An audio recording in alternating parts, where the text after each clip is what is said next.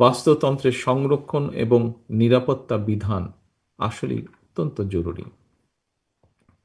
সম্মানিত উপস্থিতিবৃন্দ, শুধুমাত্র মানবিক কিংবা সামাজিক কারণেই নয়, সৃষ্টিকুলে পশু পাখি প্রাণীর কথা আমাদের সকল ধর্মেই, শুধু ইসলাম ধর্ম নয়, ইসলাম ধর্ম ছাড়াও অন্যান্য সকল ধর্মেই কিন্তু ধর্মীয়ভাবে গুরুত্বের সঙ্গে বলা হয়েছে। কয়েকজন বক্তা তাদের বক্তব্য তুলে ধরেছেন। প্রাণী জগৎকে প্রকৃতি এবং পৃথিবীর সৌন্দর্যের প্রতীক হিসাবেও কিন্তু চিহ্নিত করা হয়েছে। সেটি ধর্মের অবস্থান থেকেও করা হয়েছে। বিভিন্ন মনীষীও বিভিন্ন সময়ে সেটি তাদের বক্তব্যে তুলে ধরেছেন। পবিত্র কোরআনে বিভিন্ন প্রাণীর নামে বেশ কিছু সূরা আছে, সূরার নামকরণ করা হয়েছে।